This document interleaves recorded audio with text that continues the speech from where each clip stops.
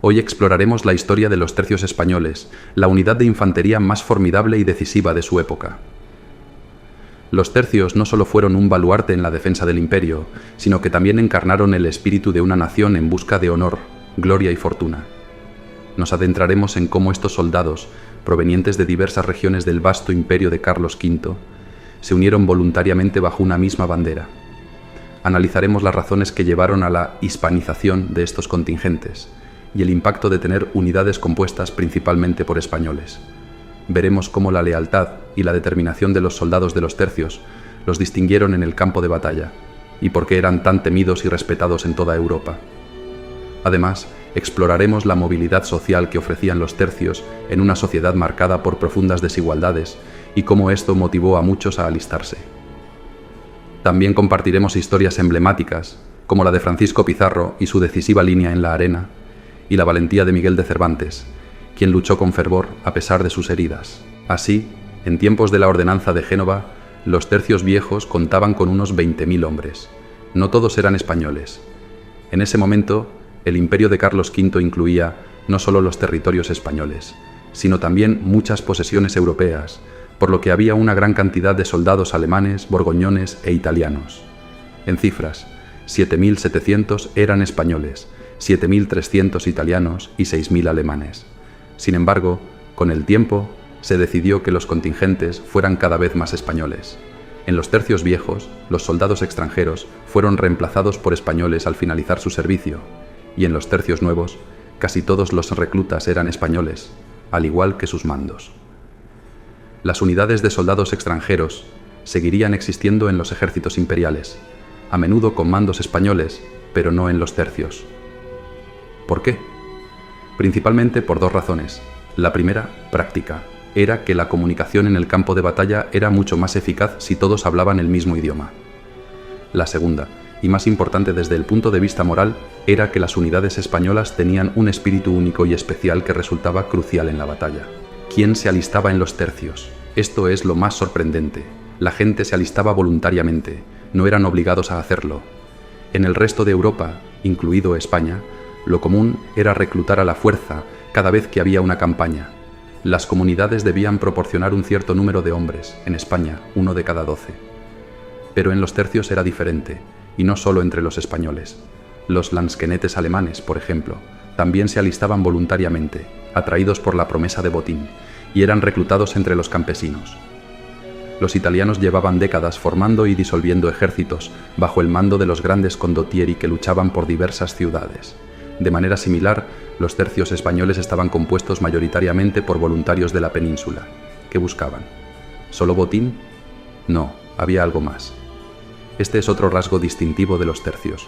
Es curioso que los españoles de hoy en día, que en general conocen poco sobre su propio pasado, ignoran que muchos extranjeros han notado que España ha sido históricamente una nación con un marcado espíritu militar. Este rasgo probablemente se originó durante la Reconquista, un conflicto que duró más de 800 años, la guerra más prolongada que haya enfrentado cualquier pueblo.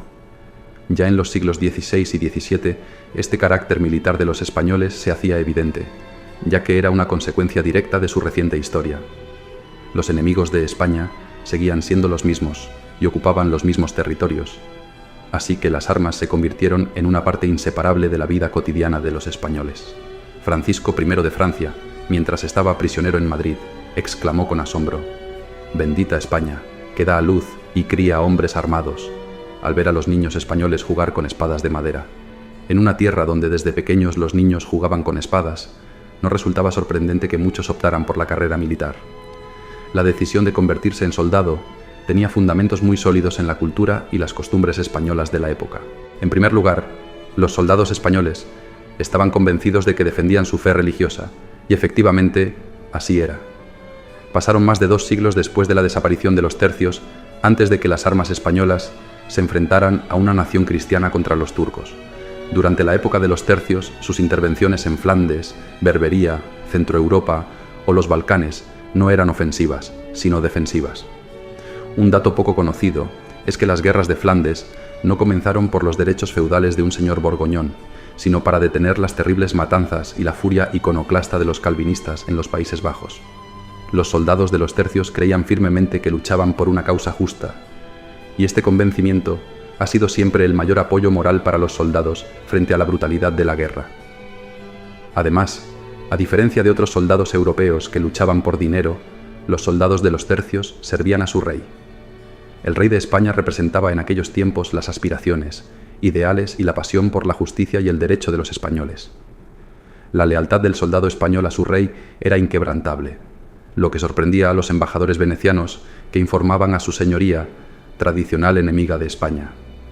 Esta lealtad al rey, junto con la fe católica que todos los españoles compartían y de la cual los no creyentes habían sido expulsados, era el pilar más sólido de aquella monarquía plural. Aunque el carácter militar de España, la defensa de la fe, la lucha por una causa justa y la lealtad al rey eran fundamentales para los soldados españoles, el verdadero motor de sus increíbles hazañas era el honor. En el siglo XVI, el honor era un sentimiento tan fuerte que guiaba las acciones de las personas hasta límites sorprendentes. Siempre ha sido difícil definir el honor y distinguirlo de la honra, pero hoy podemos decir que el honor es nuestra conciencia del deber, mientras que la honra es la opinión que otros tienen de nuestras acciones. En los siglos XVI y XVII, estos conceptos eran muy poderosos y estaban estrechamente relacionados. El honor y la honra tenían un gran peso en la sociedad. El honor se basaba en la alta estima que cada persona tenía de sí misma, lo que implicaba comportarse de acuerdo a lo que uno es, desea ser o aspira a ser. La honra, por otro lado, se refería a la buena reputación y la opinión favorable que los demás tenían de uno y de sus actos. Esta buena reputación también exigía virtudes en las mujeres de la familia, ya que la honra familiar dependía en gran medida de ellas. Para ilustrar esto, mientras la honra demandaba que uno se mostrara valiente y decidido en situaciones visibles, como un asalto, donde todos, jefes, compañeros y enemigos, pudieran observar su comportamiento, el honor iba más allá, pues era la fuerza interior que impulsaba a hacer lo correcto incluso cuando nadie estaba mirando. Era esa pulsión interna que llevaba a buscar la excelencia, realizar grandes hazañas y exigirse a sí mismo más de lo que se ordenaba.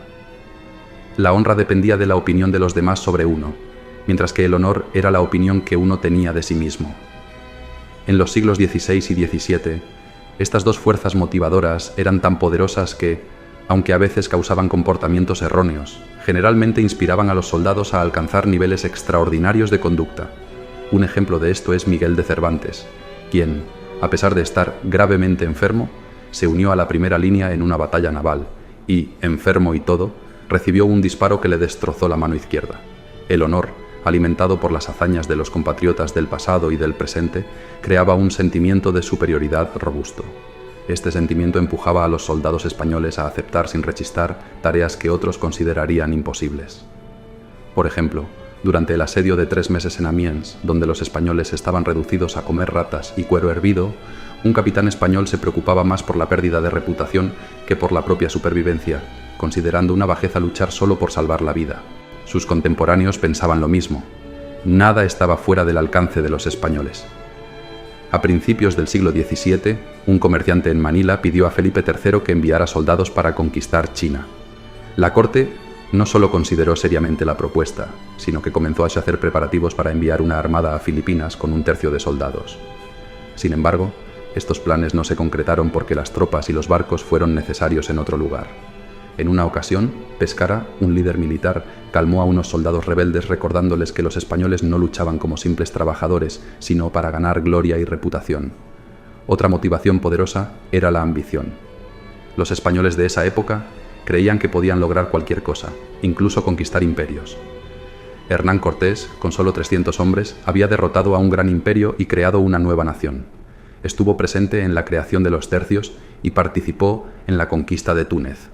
Todos los soldados conocían la famosa historia de Francisco Pizarro, quien, al conquistar el imperio inca, trazó una línea en el suelo con su espada y dijo: «Por allá se va a Panamá a ser pobres, por aquí a conquistar un imperio».